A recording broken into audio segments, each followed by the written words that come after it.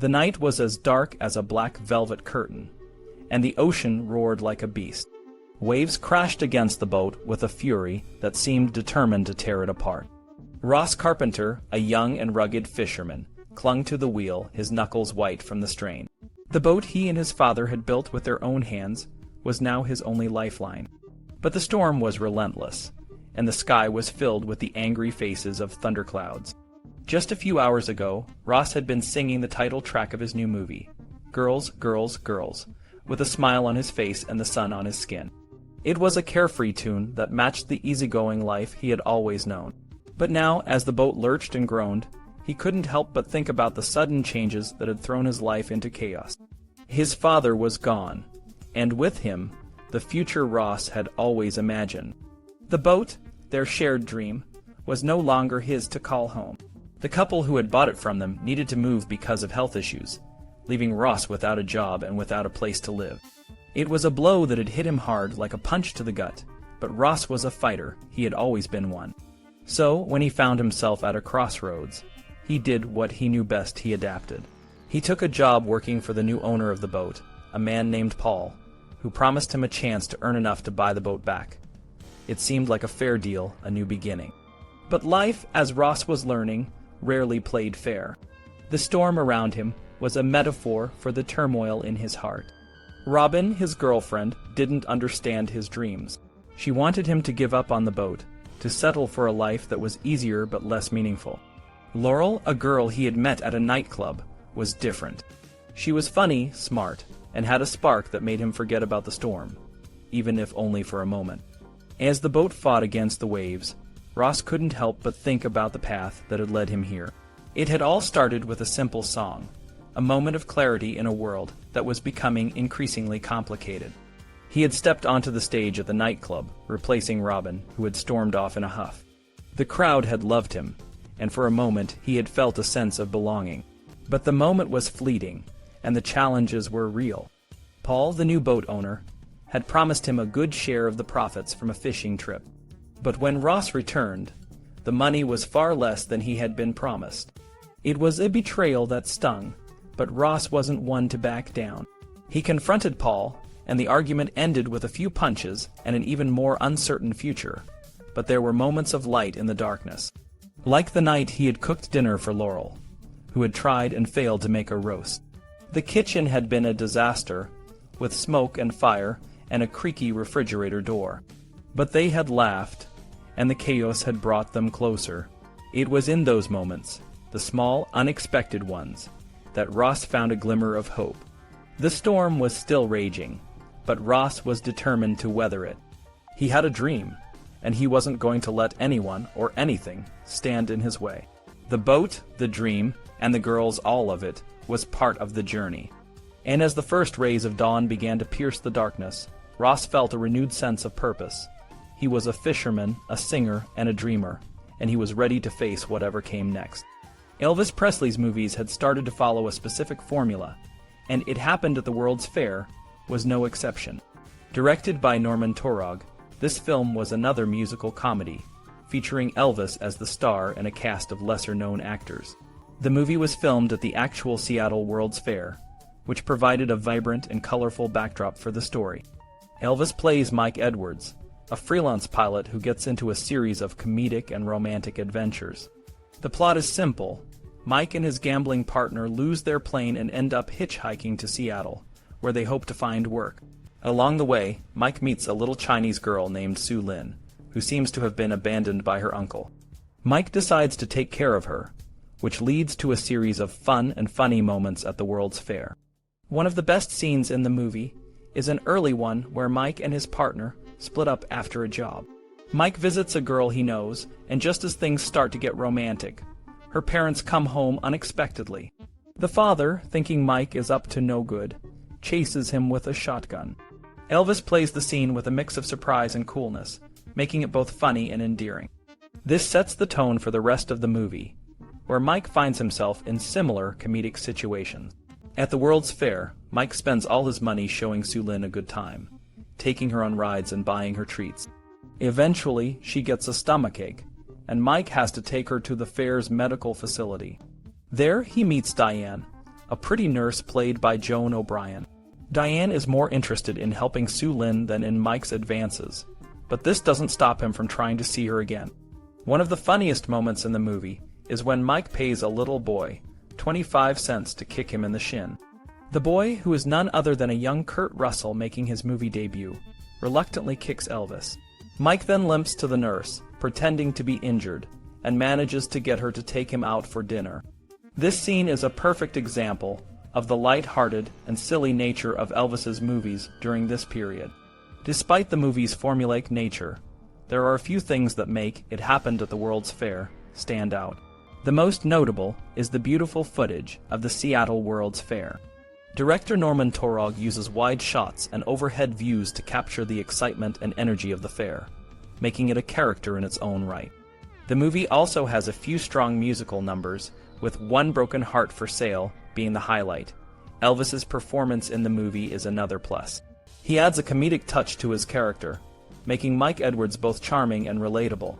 Even though the story is light and the plot is predictable, Elvis's enthusiasm and charisma keep the movie entertaining. Behind the scenes, the production was not without its challenges. Vicky Tu, who played Sue Lin, remembered feeling nervous and lonely during filming. Elvis noticed her discomfort and took her to dinner, showing a kind and patient side that many people admired. This kindness was a testament to Elvis's character, even as he became increasingly dissatisfied with the type of movies he was making. By this point in his career, Elvis was feeling trapped by the formulaic nature of his movies.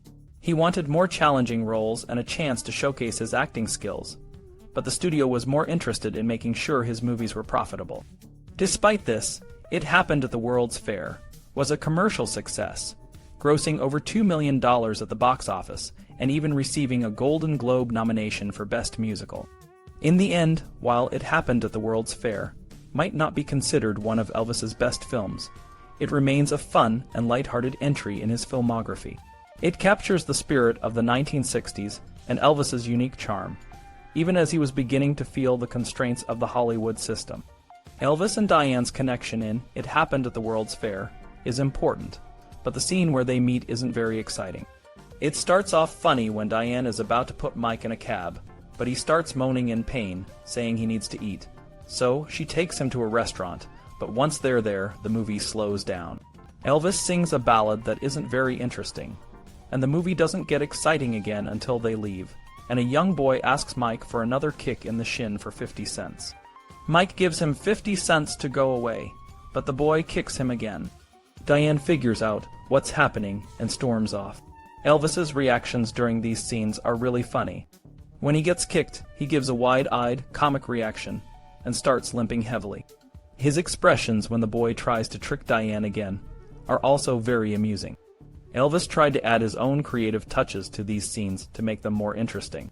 Sue Lin, the little girl Mike is taking care of, helps bring Mike and Diane back together. She pretends to be sick so she can see the nurse from the World's Fair. Mike calls the nurse and she comes over. Sue Lin's trick works, and Mike and Diane spend more time together. But then a welfare agent shows up, saying Diane called her to take Sue Lin away. Mike feels betrayed, but later finds out it wasn't Diane who called. It was his partner, who thought Sue Lin was getting in the way of his plans. Sue Lin runs away and Mike finds her.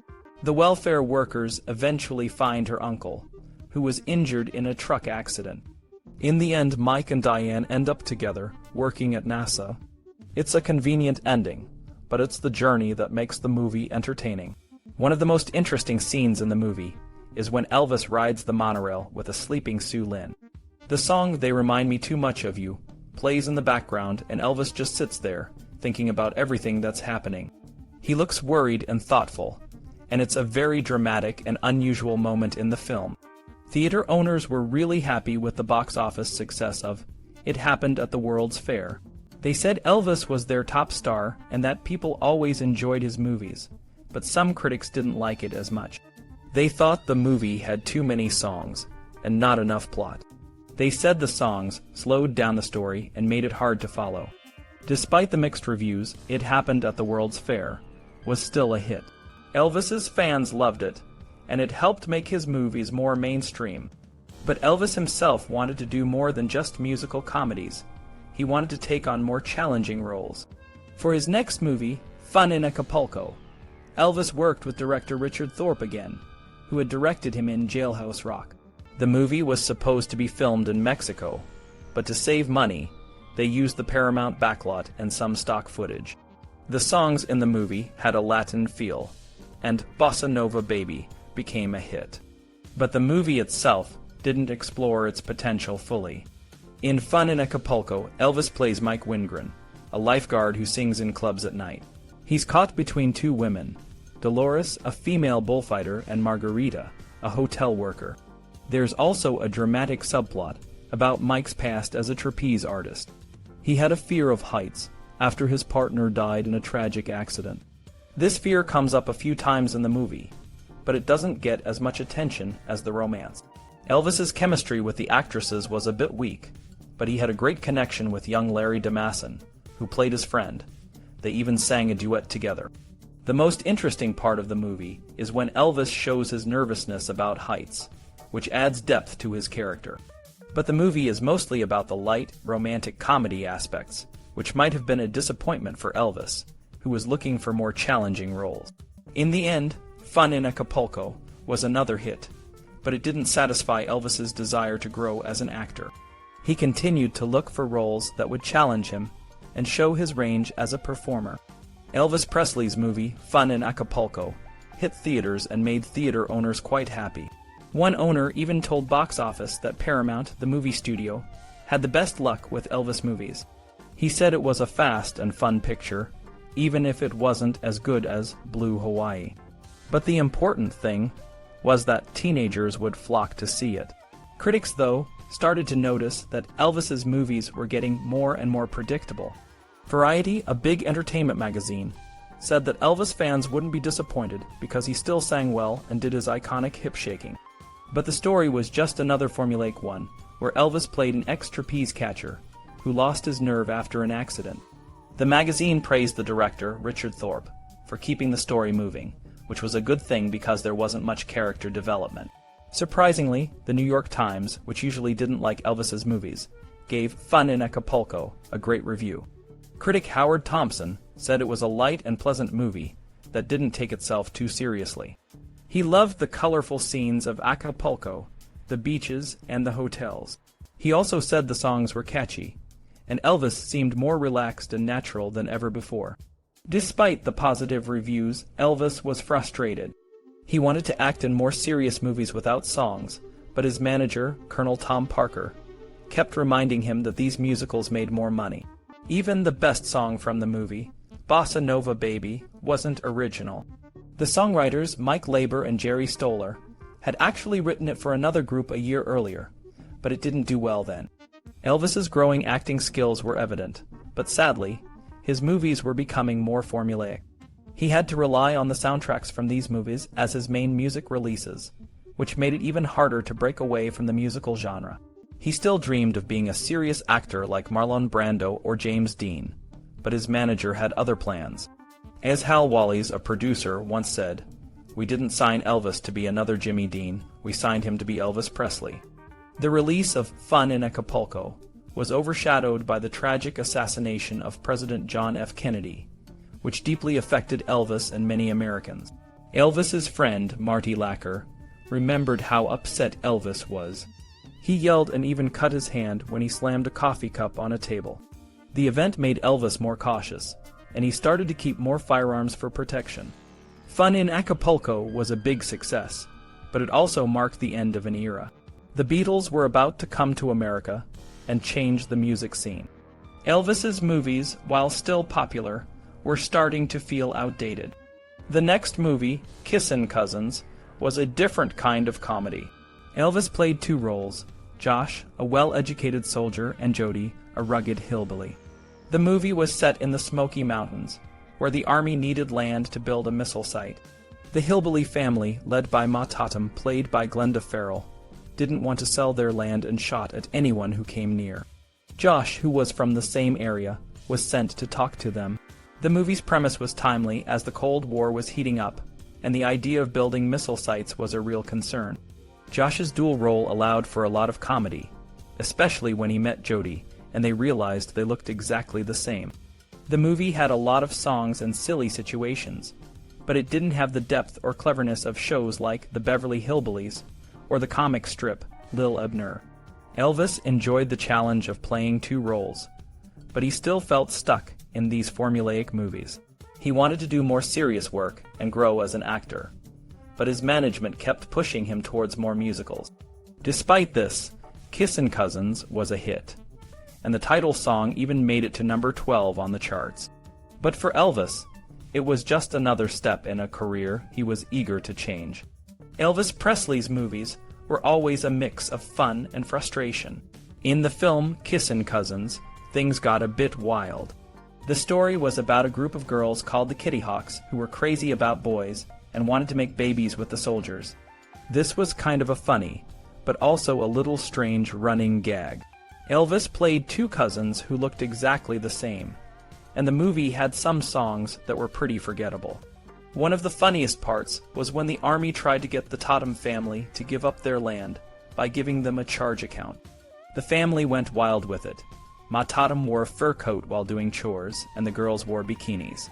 There were other funny moments, like when Jody fell for a military woman who out-wrestled him, and Josh tried to make the family feel sorry for him by saying his commander was shot in the head in Korea and wasn't quite right. The movie was produced by Sam Katzman, a guy who was known for making low-budget films really quickly. He promised to make an Elvis movie in just 15 days, and for only $800,000. This was a fraction of what other Elvis movies cost.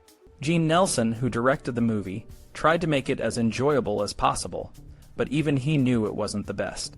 Elvis himself was embarrassed by the film and the songs, but he was always professional and tried his best. Elvis's stand-in, Lance Legault, saw Kissin' Cousins as a turning point. The movies started getting made faster and faster, and Elvis didn't have much say in what he did. He just went along with it, even if he didn't like it. Colonel Parker, Elvis's manager, didn't care much about the quality of the movies. He just wanted enough songs for an album and good box office numbers. Despite the criticism, Kissin' Cousins was a big hit. Theaters were packed, and people loved the cornball comedy and silly songs. It was clear that moviegoers expected little more from an Elvis picture. The film even got a nomination for Best Musical from the Writers Guild of America, which was pretty surprising. Elvis himself was a big fan of classic movies, and had a deep respect for good music. He knew when he was working on a bad movie with weak songs, but he never pushed back. He felt a strong sense of loyalty and duty to follow orders, even if it meant making movies he didn't enjoy. By the time Kissin' Cousins was released, the Beatles were becoming a huge sensation, and Elvis realized he needed to change his approach to stay relevant. He started to show interest in getting back to his rock and roll roots. After Kissin' Cousins, Elvis's next film, Viva Las Vegas, was a much more elaborate production. It had better co-stars, a better script, and a strong soundtrack. Viva Las Vegas was one of the best Elvis Presley musical comedies of the 1960s. The movie was directed by George Sidney and starred Anne Margaret, who had a chemistry with Elvis that made the film special. The songs, including the title track, Viva Las Vegas, became hits, and the movie was a big success at the box office. Elvis Presley's career in the 1960s was a whirlwind of musical comedies, and Viva Las Vegas stands out as one of his best. The movie follows the usual formula: Elvis as a charming, tough guy, a pretty girl, and a rival. But Viva Las Vegas had something special that made it different from the rest. The movie's soundtrack was a major highlight. Songs by top writers like Leiber and Stoller, Ray Charles, and Doc Pomus were a cut above the usual. The director, George Sidney, knew how to make the musical numbers look great. He filmed the songs with a keen eye for rhythm and energy. The choreography by David Winters, who was new to feature films, brought a fresh, exciting feel to the dances.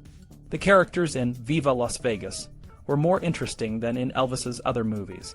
Elvis played Lucky Jackson, a down-on-his-luck race car driver. His rival, Count Mancini, played by Cesar Danova, was a smooth, sophisticated European. Unlike other rivals, Count Mancini respected Lucky and wasn't jealous or angry. He even congratulated Lucky at the end of the movie, but the real star of the show was Anne Margaret. She played Rusty, a lively and independent woman who matched Elvis's charisma. Anne Margaret was given equal billing, which was rare for a female co-star in Elvis's movies. She and Elvis sang and danced together, and her solo numbers were just as impressive. Their chemistry on screen was electric, and it made the movie stand out. The plot of Viva Las Vegas is simple. Lucky needs money for a new engine for his race car, so he takes a job as a waiter. Rusty and Count Mancini have a romantic connection, and Lucky tries to disrupt it. There's a lot of fun in comedy, especially when Lucky causes a champagne disaster at a dinner party. The race at the end is thrilling, and the movie ends with a Vegas wedding. The movie also had some interesting moments that reflected the changing roles of women in the 1960s. Rusty was independent and could hold her own against Lucky in activities like skeet shooting and motorcycle riding. However, there were also scenes that showed the old stereotypes, like when Rusty tried to help with the race preparations but ended up causing more problems. The movie was a big hit at the box office. Critics liked it, even if they didn't take it too seriously. Howard Thompson from the New York Times said it was as pleasant and unimportant as a banana split, but still friendly, wholesome, and pretty as all get out. Variety was a bit more critical, but they admitted the musical numbers and the car race were exciting.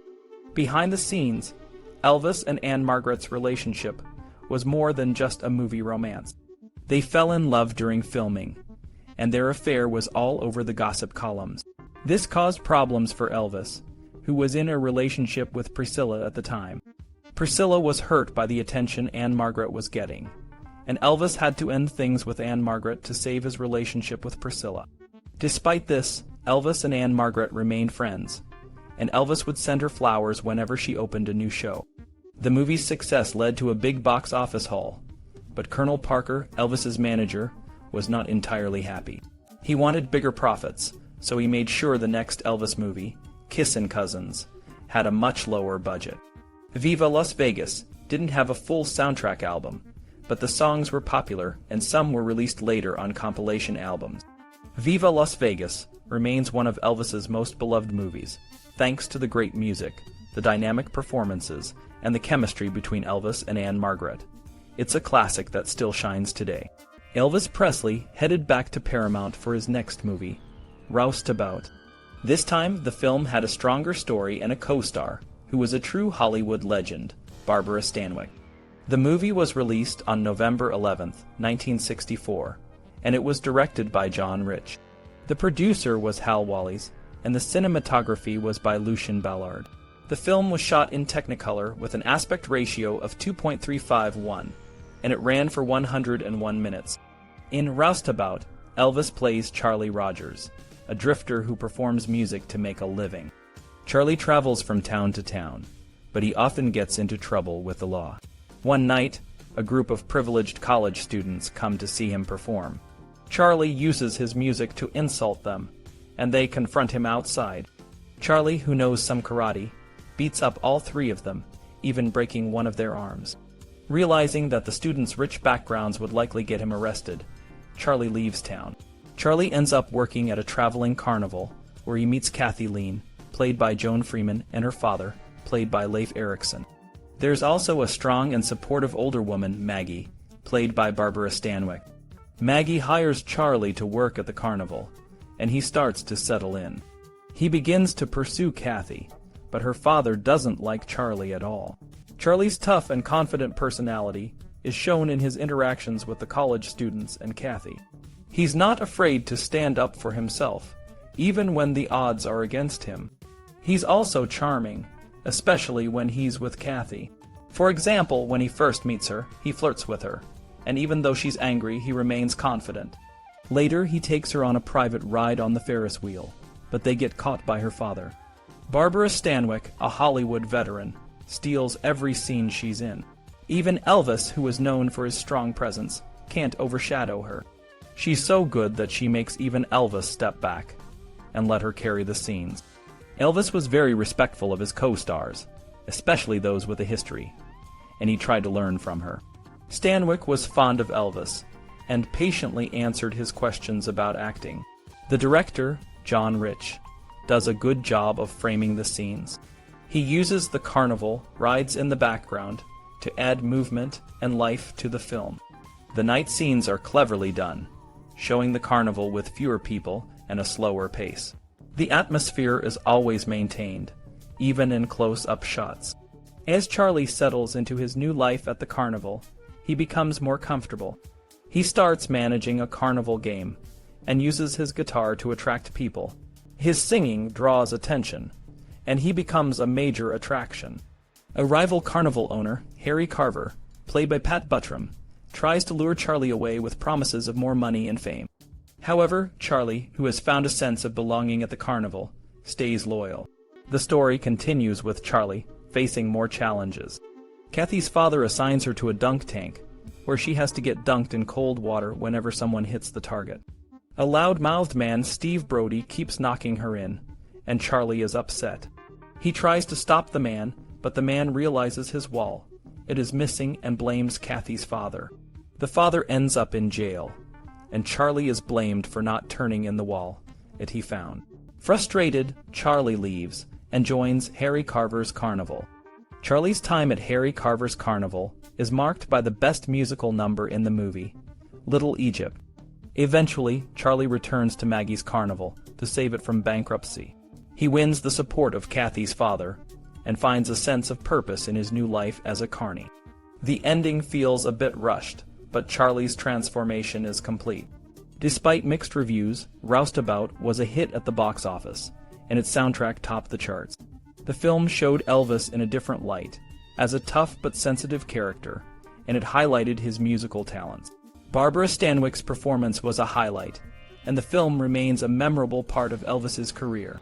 Elvis Presley's movie career hit a rough patch with the release of Girl Happy in 1965. The film was a typical musical comedy, filled with songs and a light-hearted plot that didn't challenge Elvis's acting skills. Directed by Boris Sagal and produced by Joe Pasternak, Girl Happy was another entry in the string of formulaic movies that Elvis was becoming known for. The story follows Elvis, playing a character named Rusty, and his band as they try to escape their winter gig at a Chicago club to spend time in sunny Florida. When they learn that the club owner's daughter, Valerie, is vacationing in Florida, they convince the boss to let them go as her chaperones. It's a fun, if predictable, adventure that didn't offer much for Elvis to sink his teeth into. The soundtrack album for Girl Happy reached number 8 on the charts, with songs like Do the Clam and Puppet on a String becoming minor hits. However, compared to the innovative and energetic music of the British invasion, Elvis's tunes felt outdated. The Beatles, the Rolling Stones, and Bob Dylan were pushing the boundaries of rock and roll, while Elvis was stuck in a cycle of low-budget movies with mediocre soundtracks. Elvis himself was growing increasingly frustrated with the lack of creative opportunities. In a 1972 interview, he expressed his disappointment with the direction of his career, saying, "I was doing a lot of pictures close together, and they got very similar. I'd read the first 4 or 5 pages, and I knew it was just a different name with 12 new songs, and the songs were mediocre." He felt that Hollywood's image of him was wrong, and that he had no say in the scripts or the music he was given. Despite the success of Girl Happy at the box office, it marked the beginning of a period where Elvis's films and music began to lose their edge. His next hit, Crying in the Chapel, was a re-release of a 1960 recording, and it would be the last hit he had for several years. The late 1960s would see Elvis struggling to find his place in a rapidly changing music industry, but his talent and charisma would eventually lead him to a comeback that would redefine his career. Girl Happy might not have been a standout film, but it remains a part of Elvis's legacy, a reminder of the challenges he faced and the resilience he showed in the face of creative limitation. Even in the midst of formulaic projects, Elvis's undeniable charm and musical talent shone through, keeping his fans loyal and eager for more.